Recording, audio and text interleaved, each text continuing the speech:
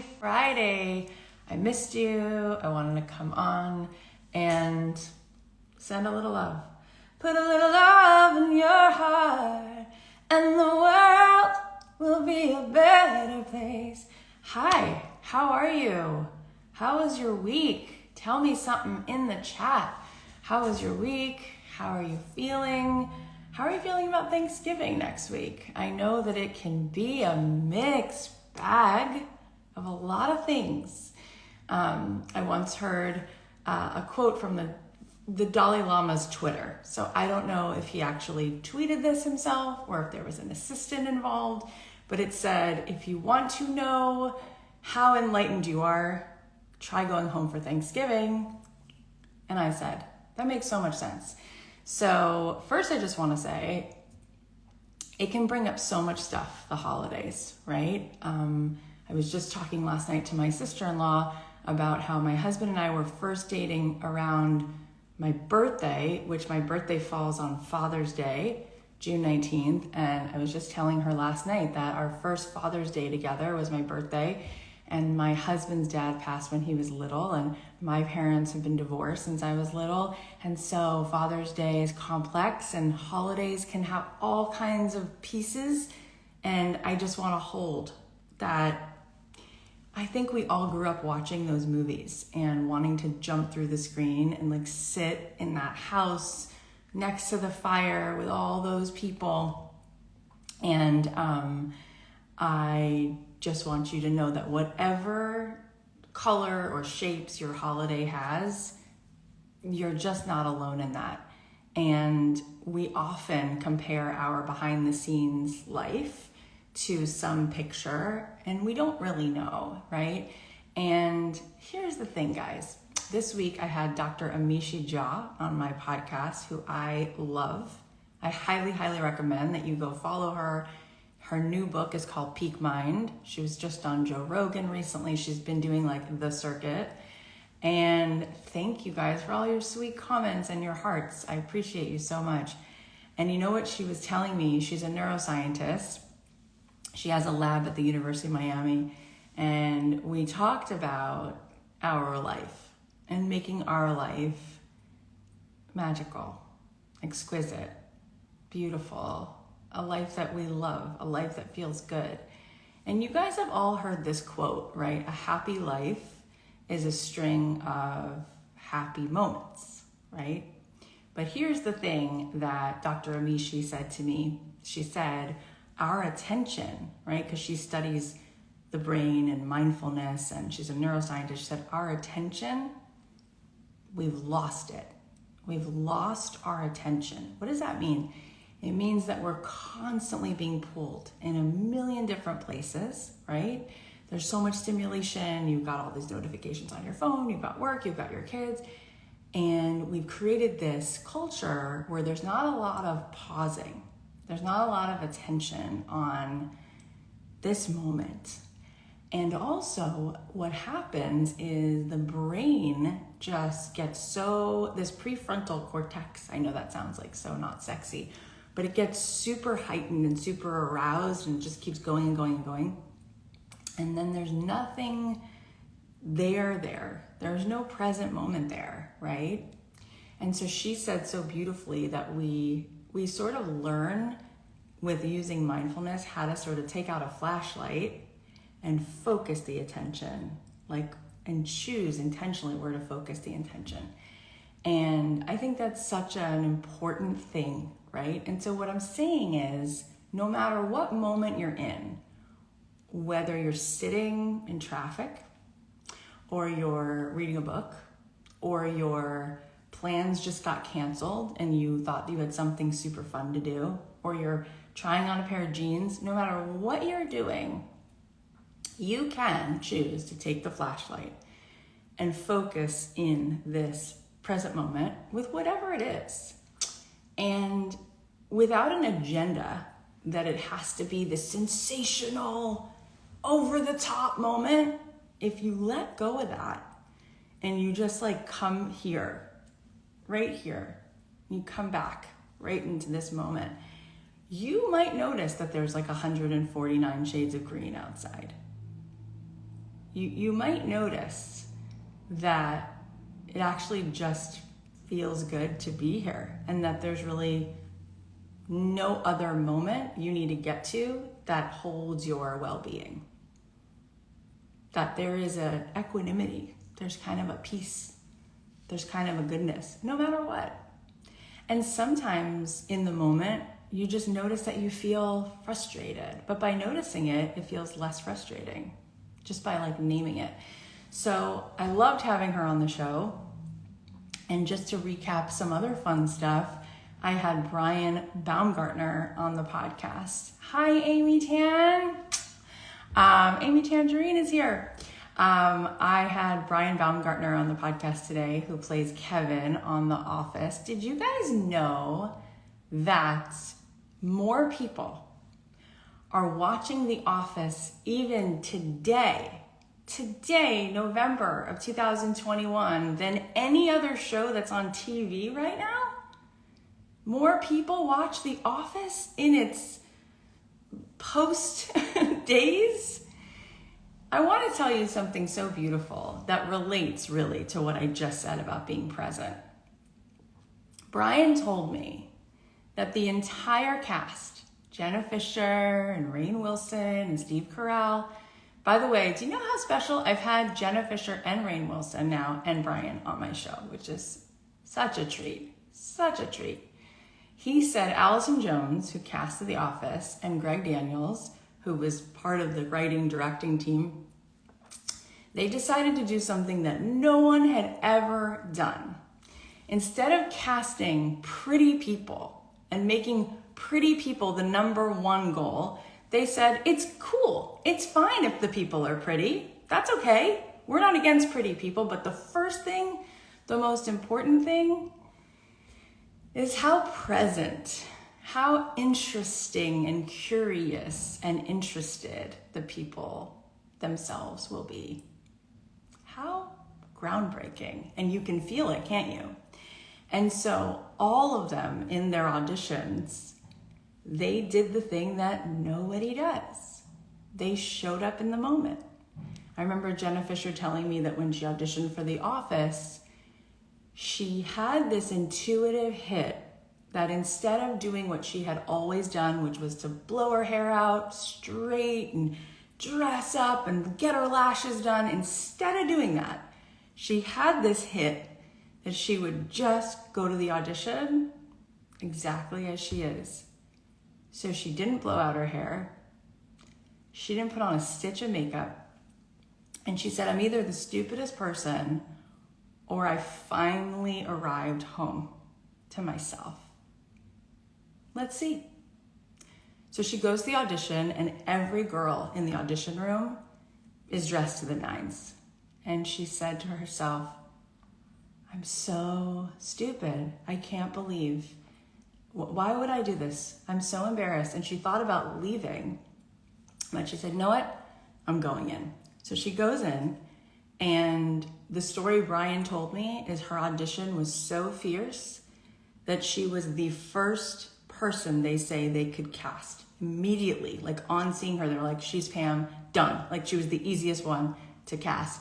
She comes in and she just decides not to ingratiate herself, not to impress, not to prove. She's just like, hi. She's just herself. And she sits down. And the question they asked her was, do you like being a receptionist? As if she's playing this character, like a mock interview. And she said she just looked around, took a long pause, took a longer pause, and then she just said, no. And they laughed so hard, and she left. And she said it was so weird because that was it. Just this pause, just this looking around, pregnant pause, and then no. And she was cast. And they built the rest of the cast out from there. So here's what I want you to know. Every day we have a choice. to fall victim to this narrative that tries so hard to convince you that you gotta prove yourself. You gotta do all this stuff. You've gotta be 5 moments ahead of the moment you're in to make sure you don't miss anything that's coming. Like all of that.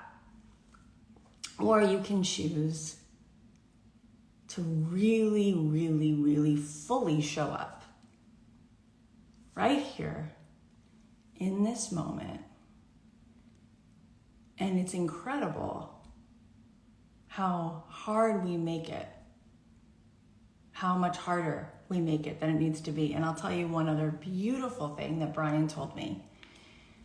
Brian told me, and I forgot this, that the last scene of The Office, on the very last episode, Pam, Jenna's character, finally asked this question: why were we making this documentary? Because as you guys know, there's always a camera on. And the answer was, I wanted to see if we could find beauty in the ordinary. And she says, I think we did. And I was crying and Brian was crying because we talked about how what's so special, what's really so special about The Office and what everybody felt, obviously it's funny, but that's not what it was. It's this palpable goodness. It's this way in which when we watch it, we all feel like we see ourselves in these very real, very present, very normal people with all their quirks. And there's an open-heartedness. And it's so beautiful because that's not typically what's on television. And there's something about it which reminds us that you might just work at some place, or you might just be somebody's mom, but it matters so much. It matters so much. The impact, it's amazing. And again, we're so used to being shown this image of what it means to be special. You know how you're going to be special? You're going to be Serena Williams. And if you're not even close, hopefully you'll get as close as you can. But if not, well, I guess you weren't that special, right? But what is that? What is that really about, right? What is that really about? So it was beautiful to talk with him this week. And I also interviewed Damon John, who is on Shark Tank now, but is also famous for FUBU. And he's such a brilliant entrepreneur. And his story was incredible because he was working at Red Lobster and all of the role models he had were either in jail or dead.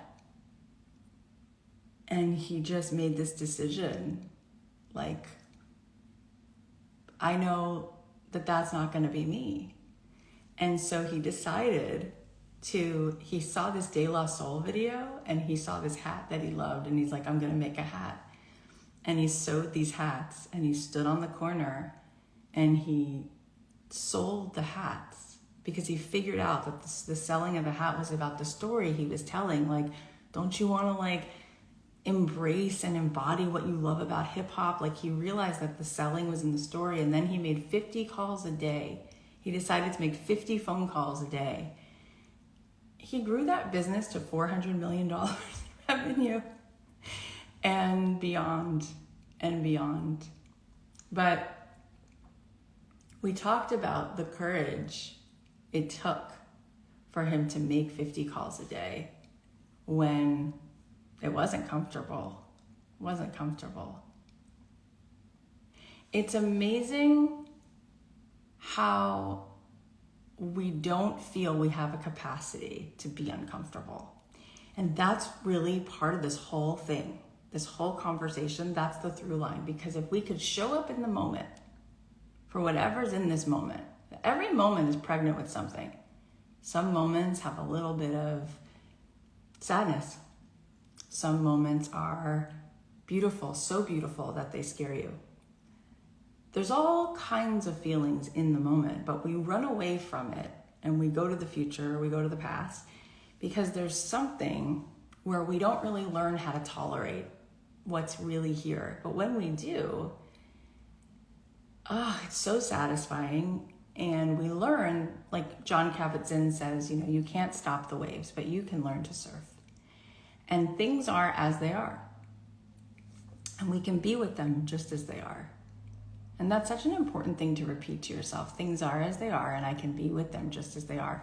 What we can't be with is the story we make up about how things are. But we make that part up.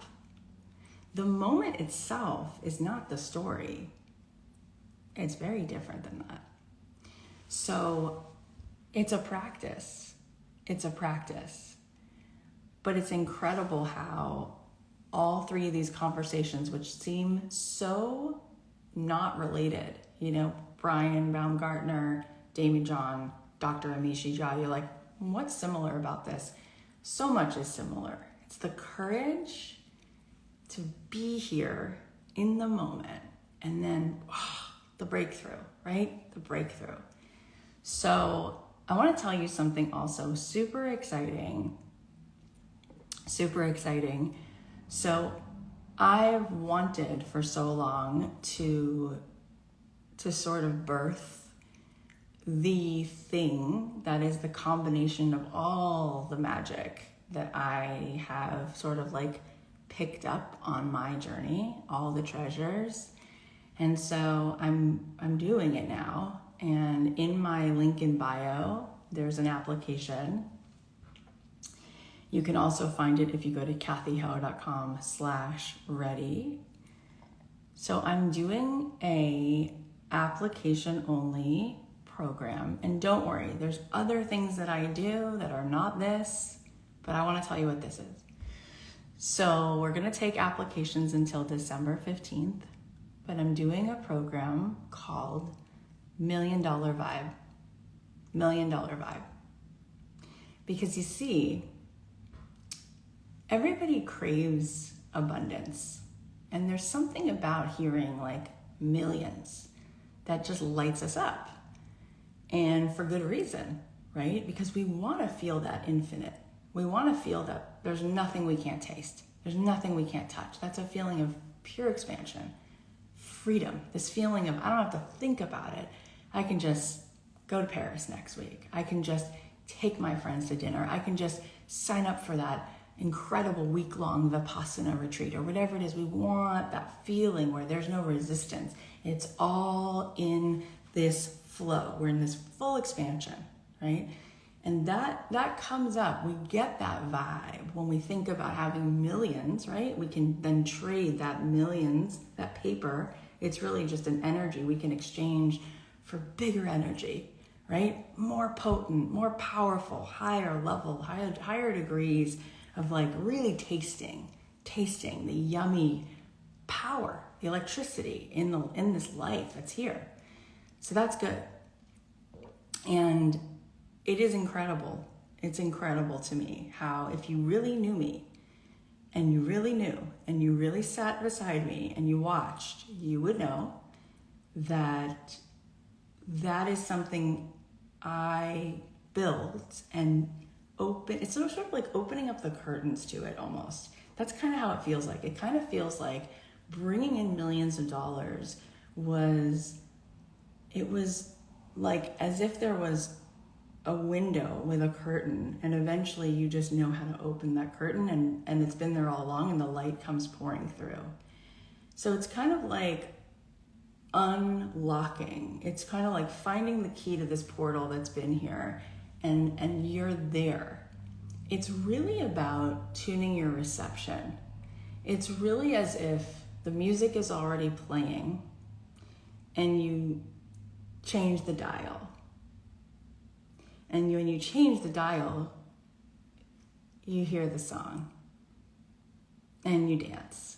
And you realize, like if you've ever listened to the radio, that while you were listening to a song you didn't like or kind of liked, this other song was playing and you change it out and you go, oh, I love this song, and you turn it up louder. Remember, a good scene like that is in Jerry Maguire when he's driving away and he's trying to feel this moment and he's looking for a good song and he's trying to sing along to it. Go back. This is such a Cameron Crowe moment. He's like, I was so tired. He's trying to sing along to these songs and he can't quite find it. And then he changes the dial 3 times.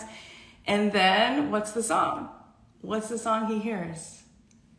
Breaking her heart 'cause I'm free falling.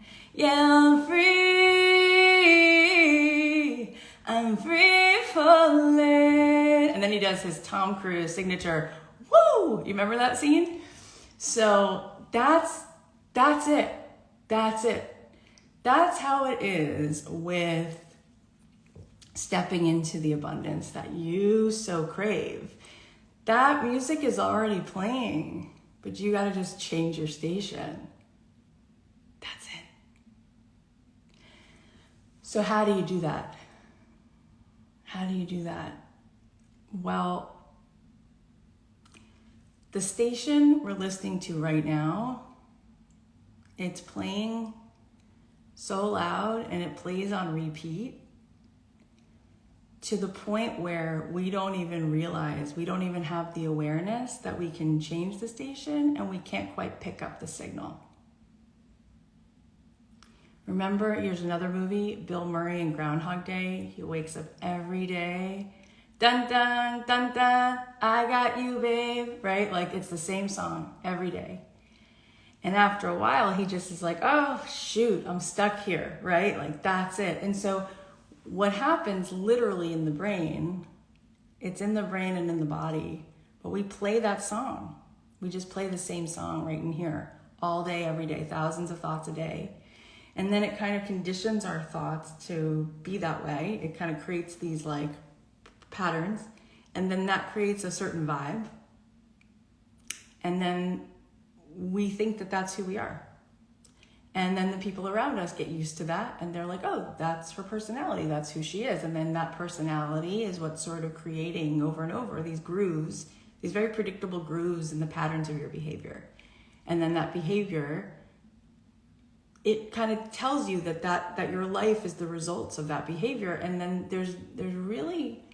it's really hard to see that there's anything else, except that you're one better, higher vibe thought away from, wow, just starting to separate yourself a little bit from that conditioning, that program, and you're like, ooh, you know what? Something's moving, something's different. And so in my journey, there's so many things that have helped me to unhook from that furrowed brow, from that really sort of dense, like constant. And this is a lot of the work that I've done has been around the mindfulness stuff. Some of the work that I've done has been around Kabbalah and Jewish mysticism. Some of the work I've done has been around breath work. All of those pieces along the way just continued to help me to learn how to find this other place, this higher place that I could memorize. And so even when I would get away from it, I knew that it was there and I could kind of get back to it. And it's just so powerful because it exists. And we've all had moments like that. And sometimes we've had many moments like that. But we have to keep cultivating, and we have to, like a siren, keep calling ourselves back. Our soul is like, it's dying for us to come home. It wants us to come back home. And our ego keeps winning. And our ego is designed to protect us.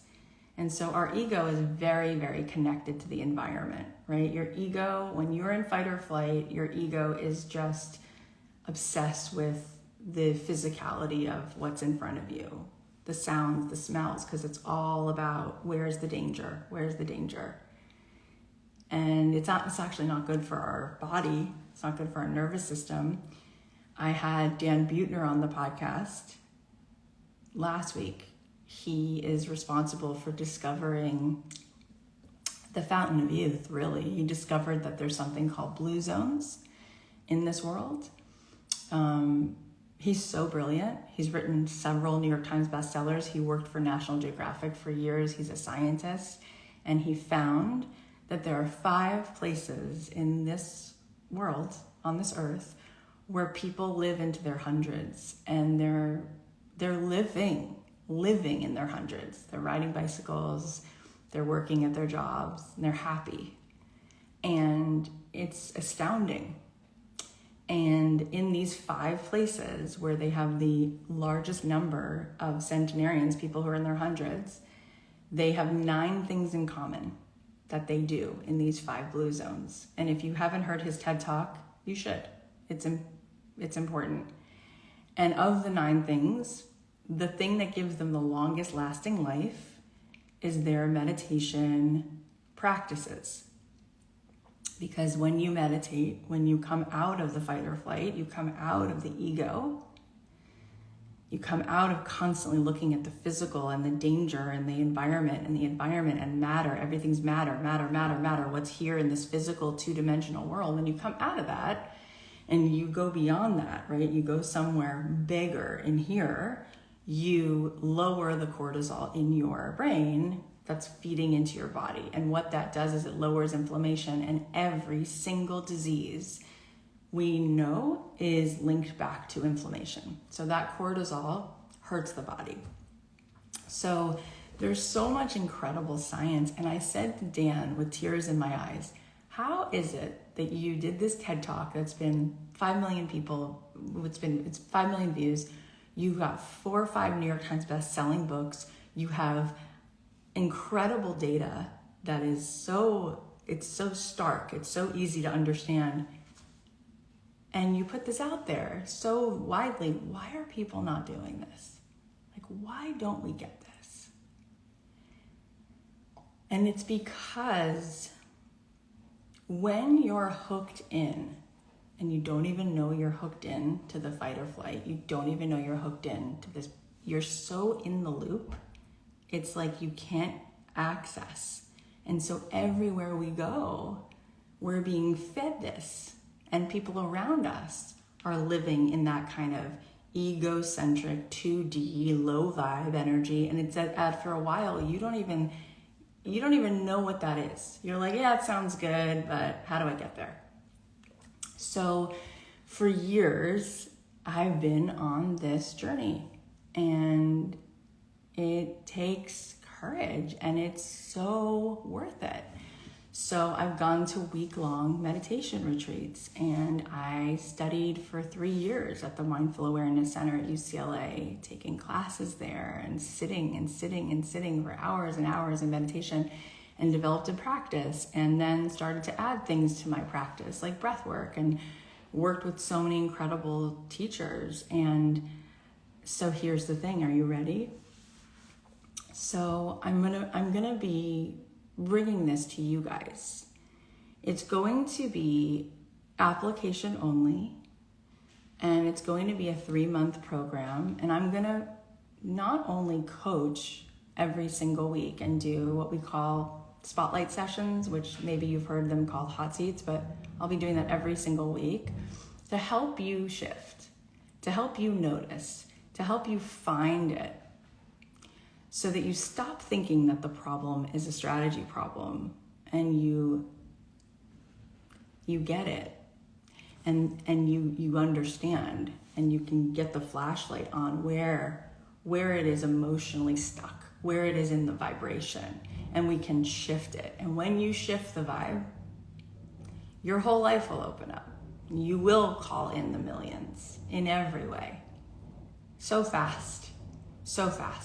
But more than that, you'll be able to then step into that quantum level of impact that you really want to make. That's really, because money is exchanged for value. So the deeper you can hone your energetic, the more value you will emit, and the more money will just start flowing back. Because the energy, the potency of your energy is what you get. It's what attracts. It's what brings in, right? It's what people pay for. I remember talking to Priyanka Chopra when she was on my show. And, she won all of these incredible beauty pageants before she was an actress. And she actually was trying to get money for law school. And her brother said, why don't you audition for this beauty pageant? Because they're giving like a certain amount of money for it. And she got in and then went all the way to winning the biggest awards. And when she asked the judges, why did you choose me? They said, there was something in your energy just when you walked on stage. There was this just presence, this palpable depth and confidence. And she's like, right? And she has that.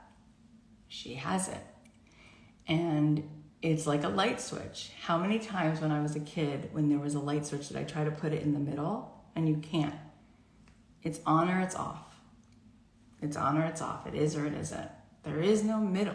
It's on or it's not. And that's how we are. We're either tapped all in, beyond the 2D, beyond the matter, beyond the kind of egocentric stuff, and we are, or we're not. And so there are practices that are going to get you there. Now, in addition to that, you need this much strategy, right? If you think about it, I mentioned this earlier this week, Phil Jackson is such a good example of getting this. So his team, when he was at the Bulls, when he was at the Lakers, what did he do? He sits them on their butt and helps them meditate, really gets them dropped in. And they're going to talk about those free throws and some of the ways that they're going to anticipate the play, right? And they're going to work on those shots. But it's not one without the other. And if you took the meditation component away, you wouldn't have seen what we saw with all of those playoff games over and over and over and over and over again, right? Because it's the feeling of practicing. Those players were, Jordan, all those guys were constantly practicing the feeling, memorizing the feeling of that winning shot. And that is so powerful. And you feel it, right? You can feel it as soon as they kind of walk on the court. So it works. We know that it works. And there's been a million different studies with control groups and the groups that are doing it to basically show that when we drop in, right, we're going to affect the outcome. We're going to affect the outcome more than anything else. So I'm doing something for those of you who are ready for that. And here's the thing is I show up, that podcast, it comes through that podcast. I do it twice a week and it's free. So not everybody needs to do this program, but there will be for the right person. That's why it's application only, because we want to curate a group of people who are already in a place where they're ready to hear the new song. They're ready to change the dial. And I want you to be in a group with people who are in that place where everybody is willing and able to change the station. So there's an application for this. And so this program will be both me coaching and bringing in those who can facilitate meditation and breath work, and also the other energetics. I also want to bring on a stylist, because how you project your energetic, right? It is in the energy of all of it. And so what you choose to put on, do you know that Carol Dweck and Angela Duckworth, who've done this incredible, powerful research on mindset and grit, and they've gone into lower income schools and all these, and then the highest, most wealthy schools, and they've done this work. And do you know what they found? When they give kids a ring like this with 100 or 200 keys on it, and they say, you need to find the key that opens this lock We're going to come back in 2 minutes. The kids give up. They can't open the door. They can't find the lock. Check this out. They come back and they give the kids superhero costumes. What do you think happens? The kids put on these superhero costumes. These are kindergartners. And how do they feel when you're 5 years old and you put on a Batman cape? You feel like Batman. They come back, and in less than 40 seconds, they find the key.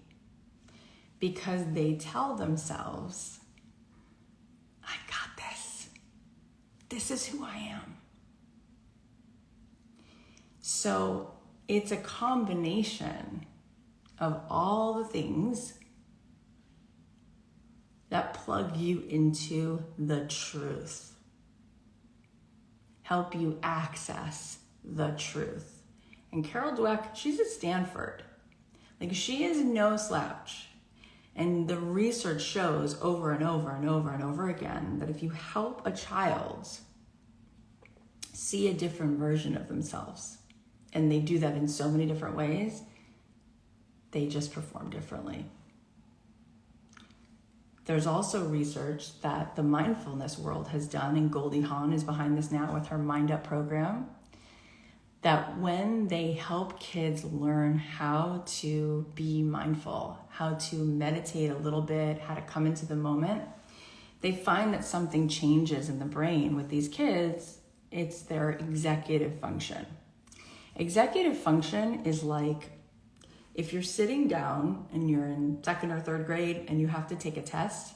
Some kids, they kind of just start.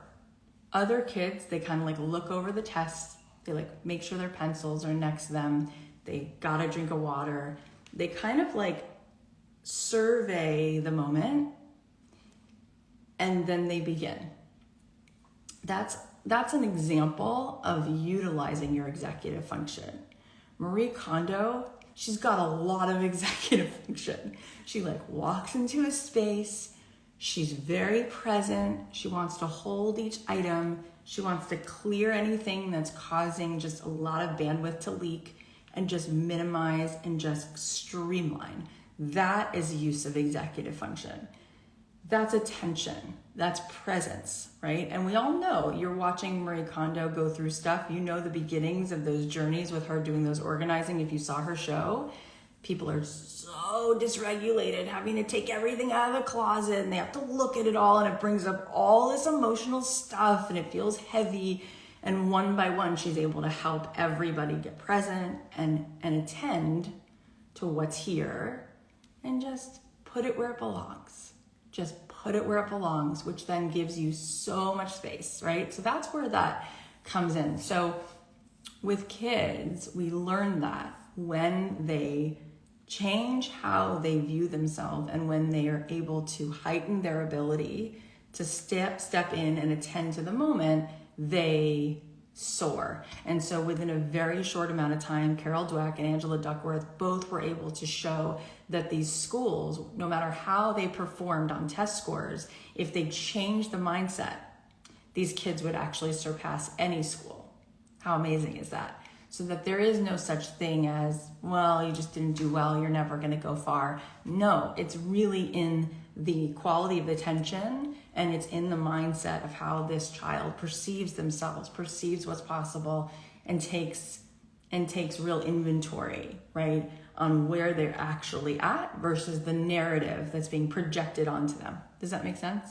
Right. So there's a lot more I can say about that, but essentially these are the pieces, right? These are the pieces that are doing the heavy lifting. And so people will come to me all of the time and just say, tell me like that nugget of what I need to do with the strategy. Like, just tell me the strategy. Is it a hashtag? Like, how do you, like hack the algorithm? How do you make $1 million? Like, what's the strategy? What's the strategy? And I'm like, so there are things that I do, right? But it's mostly who I am, how I am. The what I'm doing, right, is important, right? Like if I didn't press the button to go live and use Instagram right now, then all of this, there'd be no transmission device for it. But it's not in using Instagram, and it's not the time of day. It's the depth of what's coming through, right? But there is a piece where I've learned through utilizing different tools that podcasting, for instance, it grows an intimacy with people, the repetition, the consistency, and using that content versus YouTube, we can talk about the differences there. And also visibility, right? When it comes to being in business, when it comes to receiving millions and millions of dollars, you need to open your palms and you need to deliver and communicate clearly the message, and you need to be willing to be visible. And there are ways to do that which are so powerful, like live launching, right? So I launch live, and there's ways to do it where when they zig, you zag. You don't do it the way the bro marketers do it.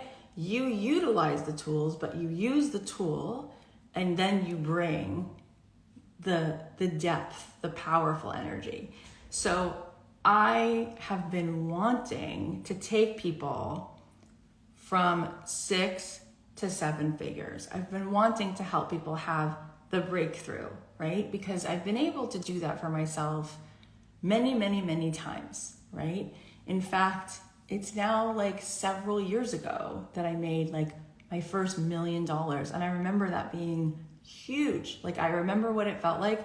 And then it's interesting how like you make your second, third, fourth, fifth, $6 million and you're just like, oh, okay, I get it now. Like that wasn't even that big of a deal, because this is like a whole different vibe now, where now you're just like, oh, now it's just sort of the spigot is on and seen.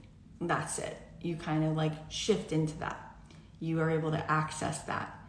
And it's mostly in the alignment, but then there is a piece of it that is the strategy. So I would say it's probably 90-10. It's probably 90% in the vibe and 10% in what do you have to do. So I'm going to be doing this program. It's called $1 Million Vibe, and we will be doing both. So there'll be the pieces of the strategy, and then there'll be weekly coaching hot seats, and then we will bring on the energetic facilitators. We'll do breath work with a breath work expert. We'll do meditation with a meditation teacher. I'll do the coaching pieces, coaching you through. People will come on and facilitate their expertise though, to actually help us move the energy. And then we'll also have the strategy pieces, the very nitty gritty, like here's how you will build out. This is how you will share the message. Here's how you will do the launch. Here's how you will create, like, what is it that your audience needs to hear, that you get, that you reflect, that you're able to then just put those pieces in. It really is right here. So if you want to apply, please do. You can go to cathyheller.com/ready, and you can find there's an application there for $1 Million Vibe, and it's going to be 3 months, and it is the most powerful, the most sort of high vibe, the most expensive, sort of the most luxe thing, and it is not for everybody. It's not. If you haven't yet been able to feel any kind of shift, if you're still in that place where you're in a lot of resistance, you're not going to go to cathyheller.com/ready, because I don't think that you're ready to make this exchange, right? But if you keep listening to that podcast, maybe in 6 months, maybe in a year, if you go to your own little quickie 1 day long meditation retreat, start doing some yoga, you're going to get to a place where you'll know when you're ready. But that's why there's an application, because we want to curate this group. So we want that everybody who's in this group is actually, they're all able to kind of swim in a similar wavelength and then move into the breakthrough together. So we're really excited about it, and it's going to be 3 months of just gobsmacking, powerful energy shifts and breakthroughs and the strategies, so that when you go into the new year, you'll be like fully turned on, tapped in. While we're here, does anyone have any questions about either the vibes, how we sort of change the channel, how we tune to get our receiver to pick up a different thing, to get the reception to get better signal, let's say, to like the stuff that's going to really feed our soul, get us into alignment? Any thoughts on that? Any questions on that? And I'm also happy to talk about the strategy stuff too, right? In business, it's really about that visibility, really owning it, showing up, claiming it, serving, being willing, palms up. And then the receiving part, right? It's the giving and receiving, it's the giving and the receiving. So if you want to talk about any of those pieces, you can ask any question below. And what happens, I'm just curious, as we just talked just now for the last, 30, 40 minutes, what started to shift? Can you even feel that? Like, can you feel anything that starts to just come to light as we're talking? Jocelyn said, I have a hard time getting clear on how to excite the how. I understand taking any action is better than nothing, but I find myself getting blocked there. Getting blocked on the how.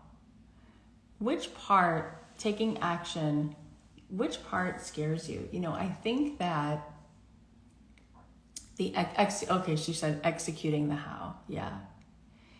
I think that for the most part, we block, right? Because we don't want to go ahead and do something unless we know, like, we want to predict it. That's the thing. So that is fascinating, okay? So this part of us, this constant thinking, this over-analyzing, okay? This is what comes up. This is in the fight or flight. This is in the ego.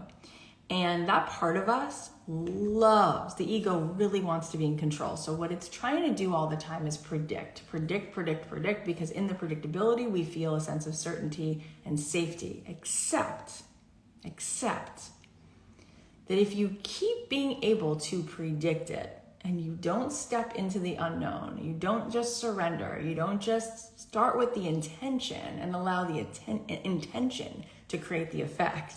If you don't do that because you want to know how the river is going to go, then you won't be able to step into the expansion. You won't be able to allow in the surprise of where the river's taking you. And so that's about letting go of control. And all of these people, right? Today we talked about the people who were on my podcast this week, and one of those people was Brian Baumgartner from The Office. And when Jenna Fisher was on The Office, she said something similar to what he said, which is when they were making The Office, they were building the engine while flying the plane. That is the quote I say all the time from Jenna. Jenna said that to me. We were building the engine while flying the plane. We didn't even know what the show was until about season 3. We had bad ratings in the first year. She said we kept circling around the conference table, listening on the speakerphone after the end of every week to hear if we would be canceled because it wasn't doing well right away. And Seinfeld, just as another TV reference, said the exact same thing, that they didn't know what the show was until they were into the second season. In fact, they did 4 initial episodes and it got canceled. It did not get renewed. And then they came back again to try it again. And then they finally figured out what this show was while they were making it. So are you singing the song, or is the song singing you? Are you dancing the dance, or is the dance dancing you? It's when you let go. That's when the best moves come. So if we're not willing to let go, then we have to ask ourselves why. Like, what is it that we're so afraid of? What's so scary? And then if we can just let go, we can iterate, we can play. And you'll come to find out if you do this research that companies like Google and Facebook and Microsoft and Apple, most of their best products came from the days when they ask their employees to play. They have designated days where they ask their employees to not be in the predictable job, but instead to just come up with a question and find a new way to answer a good question. And that's where all of the magic comes. And this is what I learned. Wayne Gretzky told me this. He told me, I was looking for a piece of paper, but he told me that when he was a kid, his coach used to call the plays. And he's on this hockey team and he's 12, 13 years old. And he kept saying to his dad, it's like ruining my game. And his dad said, well, what do you feel called to do? And he said, all I do is when I'm not playing or when I'm watching it on TV, I take a sheet of paper and I just draw the puck. I just draw a line and a squiggle wherever the puck goes. And at the end of the game, I just look at the sheet of paper and I look at where the most black lines are on the page. And then I know. I just follow the puck. I just know where the puck hangs out. And that's it. He's like, I just try to keep it simple. And so when it comes to hockey, there is no second. Not yet. Like you can say, okay, there's Wayne Gretzky, and then the second best player with the most points is this person, but they're not even close. The second is such a distant second, and he said, my dad allowed me to stop listening. Don't listen, he said. He said, Wayne, trust yourself. Don't listen to the plays. Don't try to predict the play. Just follow the puck. Just be with the puck. Just do what you're doing. And he said he tried to teach this to other people, but they actually wouldn't listen because they kept falling into when the coach would say, we're going to go here. You're going to do this. You're going to do this. And it was like, he's like, dude, like it doesn't work. Like, why are you guys doing all of that when you could just be on the ice dancing with this puck? And he said he was the only person on the ice dancing with the puck. So wherever the puck was, he was.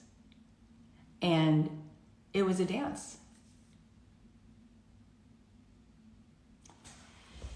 So what's so scary then when all the liberation is on the other side of just playing? And when you execute, and this is what Gary Zukov said, that's in an Instagram clip I did yesterday, he said to me, we think that there is something called cause, and then there's the effect. But he said, it's never the cause that creates the effect. It's the intention that always creates the effect. And isn't it true? And isn't it so? So if your intention is love, service, enthusiasm, magic, blessing, gifts, receiving, you're going to dance in the quantum, you don't have to worry. You don't have to worry. What's the intention? The intention is felt on impact. The Talmud says, words from the heart enter the heart immediately. You can feel it. You know when somebody's real and when they're not. You know there's a difference between nice and good. You could be nice, but you're not good, and people know it. So if you turn up the love, if you turn up the intention to serve, if you turn it up, the empathy, turn up the compassion, turn up the passion, turn up the kindness, the space you make, turn up the willingness to learn, to be humbled, to be willing to be surprised and delighted, to be willing to fail in order to get the answer, so that failure is a gift. Failure is the answer key. Where would scientists be if they were not willing to fail at it? It's all the failings that make them feel they're getting close. It's a gift. When it's not this, you go, great. We figured out what it's not. What a blessing. So that's where we can shift into the executing. Because we don't have to put the pressure that the execution has to be anything other than this curious, beautiful practice of getting closer. All we want is to get close. We want to get close to each other. We want to get close to God. We want to get close to ourselves, which is really an extension of source of God, right? We want to get close. But the ego does not want that. The ego is only created to protect us. And there were times where we used to walk this earth and there were tigers, and we had to have an ego so that we could suss out danger. And there are times where there are people who are not worthy of being trusted because they're so in their ego and they're so in their sense of not trusting that they've created a whole two-dimensional scary persona, whatever it is. However, 99% of the time, if we could just be in the dance, let the river flow, ride it, be here, ooh, we would go so much faster. We get so much more. So I'm just going to scroll up to see other comments because they were coming in fast. Yeah, that's so normal, she said. I sometimes think I need to have it all figured out before I launch. What do you have to have figured out? Right? What do you have to have figured out? So what I will teach you, those of you who apply, those of you who get in to $1 Million Vibe, we will talk about launching, right? And we will talk about what happens when we communicate. You know, Seth Godin told me, he said, Cathy, you could change the word marketing for communication, right? It's really telling a story, right? Telling a story. And so these are the pieces. These are the pieces. But how fancy your funnel looks, how beautiful your graphics are, and how much weight you've lost, and we can let that go.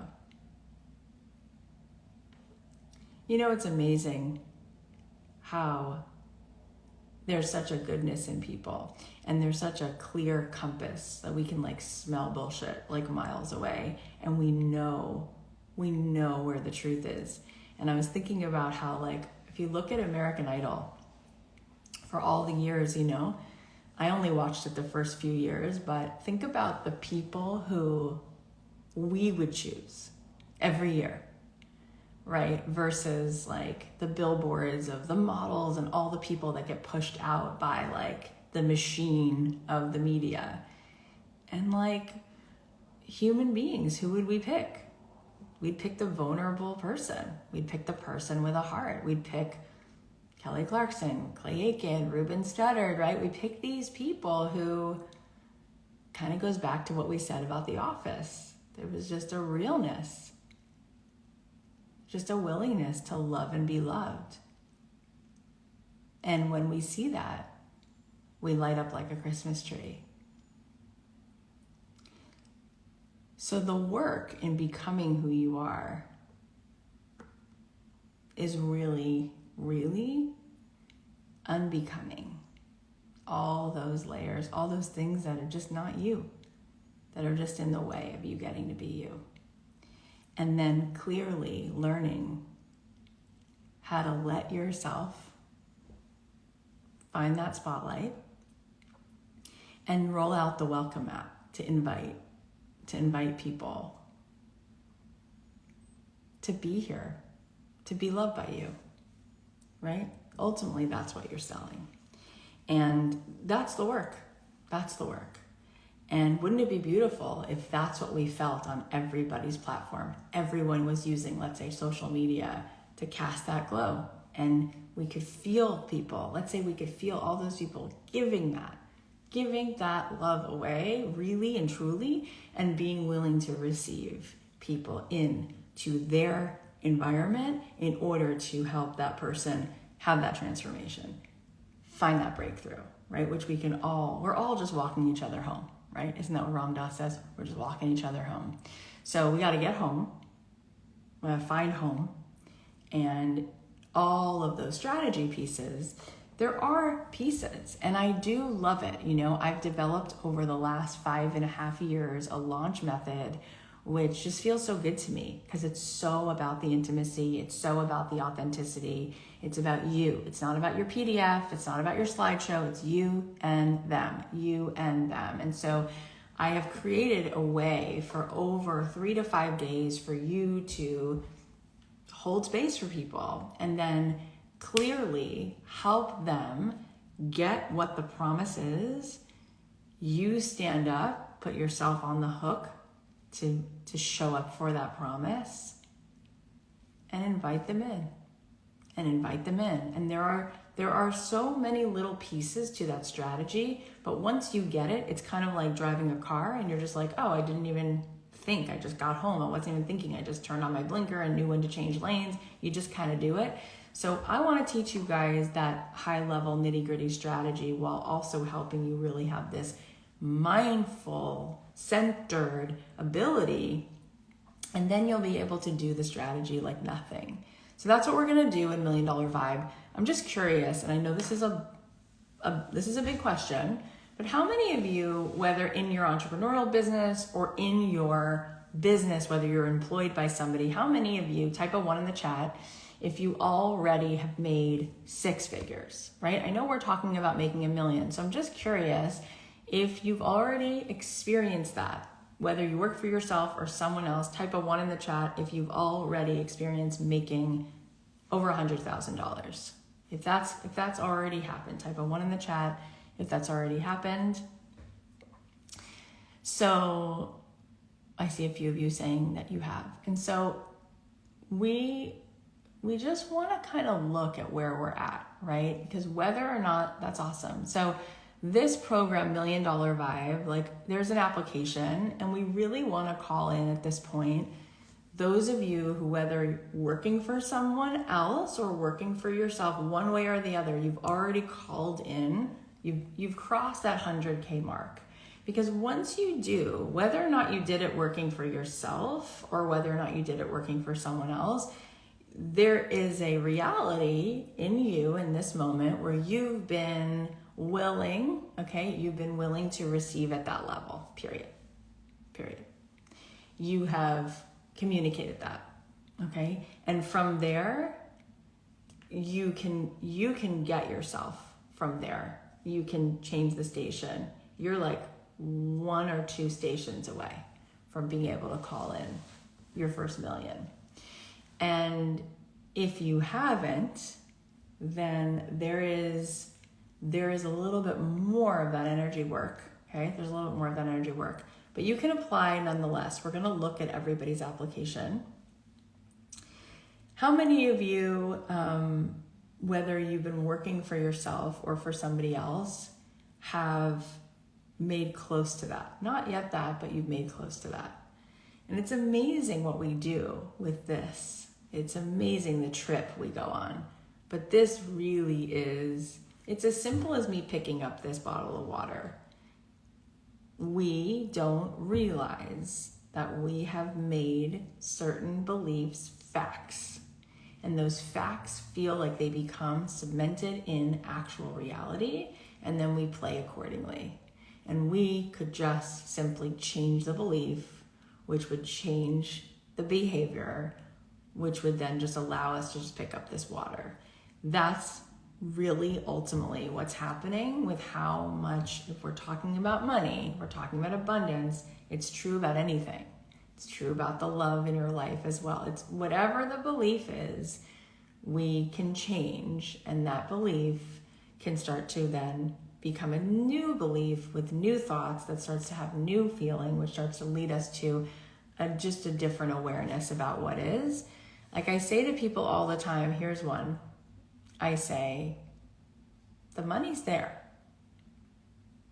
The clients are there. The people are there. There's no shortage of human beings to serve. And we live in a time where people love spending money. And they love being served. They love buying a class, buying a trip, going to a concert, buying beautiful earrings, buying a high-end handmade mug. I mean, we love to spend. So the clients are there, the money is there, the people are there to serve. The clients are there, the money is there, the people are there to serve. So if you're not receiving that which you want, the energy you want, the money you want, there's a story you're telling yourself, there's a behavior, and there's a way that you're communicating the story to other people that you're not available to receive it. And there is a very fast, simple way to change that belief and that story as soon as we're just willing to surrender that which that story is protecting us from. There's something that we hardwired where there's a payoff, there's a secondary gain. And sometimes it's because we grow up feeling as though the more money you have, the more shame. Like having money makes you greedy or gets you out of alignment with your soul connection. There can also be a feeling of unworthiness. Who am I to receive that? Because we don't really understand that it's really about the other person. That every day, the energy we cast is generous or it's not. That when we cast the energy where we allow in the most expansion, we then hold that. We hold that for somebody else. That resonance, it serves the other person. That maybe when you charge for something, and maybe when you charge more, it's an invitation that it's about the other person's story, about their story about abundance, their story about their own worth. Jen Sincero tells the story that if you read You Are a Badass, she tells a story that she was going to buy a Honda and her lease was going to be like $200 a month. And instead, she leased an Audi and it was $800 a month.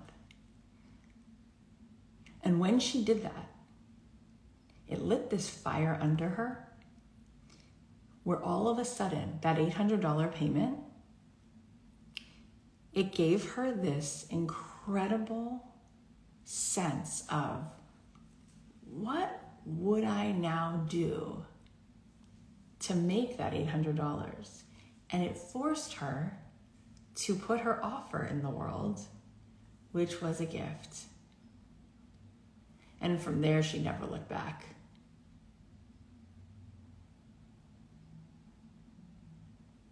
You've heard people say, you should charge your worth. It's not about you. That's ego. It's about them. How willing are you to put an invitation in the world for somebody else to change their story? And it's about the value. People don't buy price. They buy the value. And there's billions of humans. And there's people who, even if what you charged was $6, their moment right now, that would be expensive. I want you to know that. So when I'm building something out, what I teach is free or expensive. So there should be a huge part of your world, of your life, where you cast a valuable amount of goodness into the world, and it's free. And everyone can consume it and be changed by it. And then, in order to really serve more, you should have an invitation to welcome people to put their crown on, to welcome people to shift their story, to welcome people to get out of the lack and the scarcity and move into the next level. And you're going to hold for them there.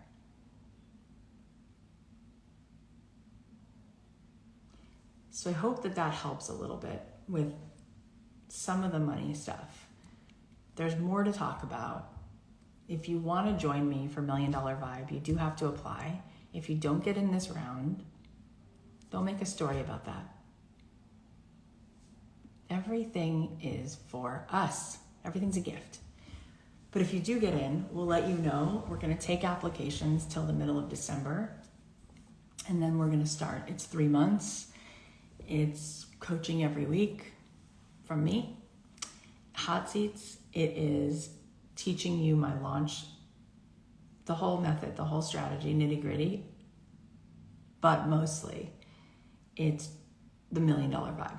It's getting you in sync, changing the station so that the vibe is so clear. The vibe is abundance. The vibe is that expansion. Because when you feel that vibration of expansion right now in this moment, which you can access, then it will materialize in the material form. That's how it works. You can go to cathyheller.com/ready to apply, or you can find the link in my bio. This was so fun. You guys make life so rich, and I don't know if you really hear me when I tell you that, but every time I'm here, I can feel the energetic of you guys, and it's so unique and beautiful, and I love you, and I love your comments, and I hope that this lifted you today, because you deserve to feel more in sync with your gorgeous self. Put your hand on your heart. Just turn your attention inward for a second. Just send a little love and compassion to your awesome, gorgeous self. I hope you guys have an amazing weekend. And go check out the application. And if it's not for you, maybe you know someone who's like, this is right for them. Either way, great podcast coming up. You guys will hear the episode with Brian and with Dr. Amishi and with Damon. And I love you.